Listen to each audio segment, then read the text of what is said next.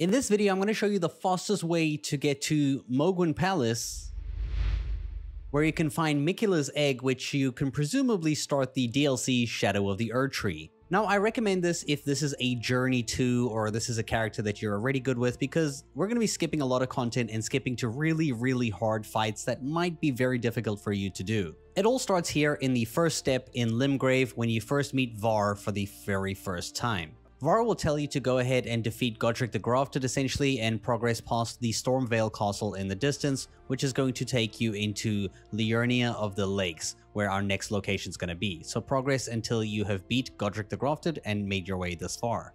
After you defeat Godric the Grafted, you can actually return to the first step where you first met Varre and speak to him. You'll now be instructed to go to the round table to speak with the two fingers. Once you make your way to the round table hold, you're going to immediately turn to your right and you're going to go up the stairs, and this is where the two fingers are, and you're going to have your very first introduction conversation with him if you haven't already. Now, when you return to where Varre is in Limgrave again, you'll see he's no longer at this location, and you'll see Varre has left a text for you saying, "Find yourself maidenless, off to Liurnia with you then. Seek the Rose Church west of Gate Town." This is going to be at Liurnia at this location right over here. So this location here is the Rose Church. So make your way here. If you go to the very front of the church at this location over here, you will see Varre standing outside by the door, and you can go ahead and speak with them. Go ahead and speak with him and select the first text option that he gives you to choose from, and then you'll get yourself a festering blood finger. Now, if you're playing in online mode, you're going to be using this finger to go into an invasion and invade somebody else's world, and you just have to do 3 invasions until you can progress to the next thing.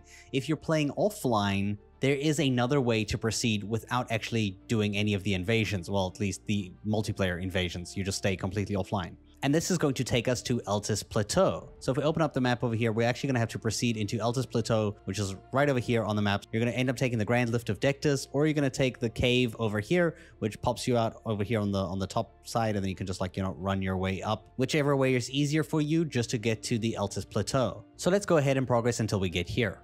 Once you finally made it to the Grand Lift of Dectus, either way that you got up here, you're going to progress from the actual lift itself, and we're going to go into the outskirts of the capital of Lindell. So right over here, you're just going to go through the door here. You can ignore these 2 bosses or fight them. It's up to you. We're going to progress up this road here, and you're just going to continue along this road through here. You're going to take the left through here, and you're going to go follow this road all the way down, just like this, and you're just going to keep going across like this until you eventually make your way to this location right over here.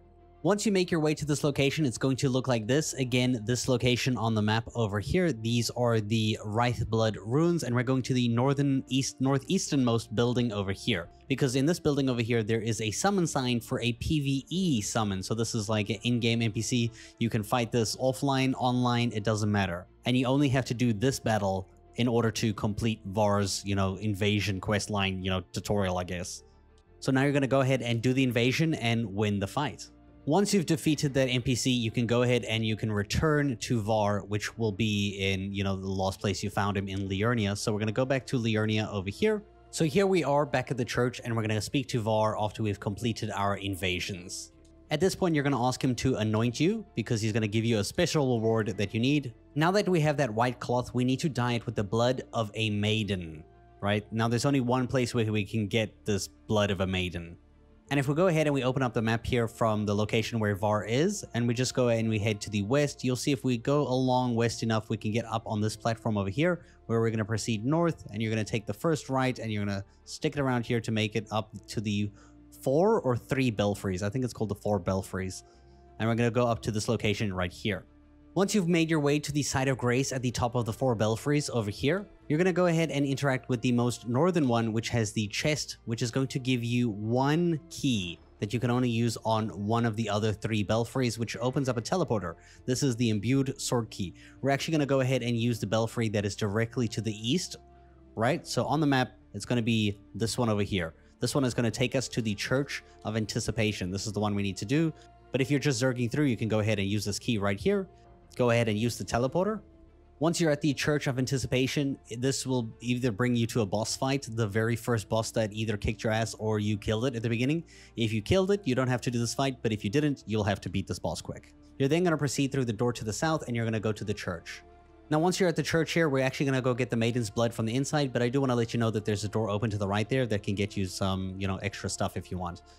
But go through the main door here, and immediately on the left, you'll see there's a text sign, and then you can go ahead and dye your cloth in the Maiden's blood right over here, and this will give you the Lord of Blood's favor, which is now dyed.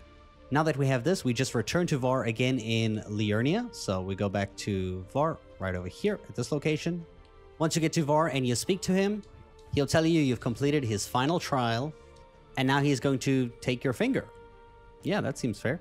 From this, you will get the Bloody Finger, and if you talk to him again, he'll also give you another item called the Pure Blood's Knight's Medal. This will teleport you directly towards, like, you know, Mohgwyn Palace. Now you're going to go in your inventory and you're going to find that item, and you're going to go ahead and you're going to use it, which will take you to the audience grounds. From here, you'll be directly in Mohgwyn Palace. In fact, you've actually made it already halfway through from the starting point. The starting point's usually down here.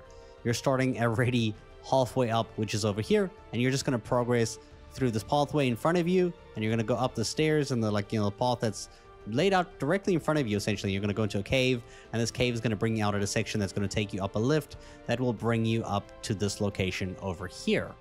Once you take the lift up, you will see Miquella's arm is out the egg over there, and you will have to do a boss fight in order to access it, which is going to be the Lord of Blood himself, Mohg. And this is how you're going to access Miquella's body as quickly as possible without having to go through the snow area of the map and beating the Elden Lords and going into the capital. You can skip all of that by doing this. It's still a ton of work, don't get me wrong, but it is another option that you can take to get to this location quicker, essentially. There might be additional steps once the DLC actually releases and we know anything else. I know somebody said you might have to defeat Radahn as well. So if that is a prerequisite, I will be adding it into the comments as a pinned comment once the DLC releases in June if any information changes. I hope you guys enjoyed this video, and thanks for watching.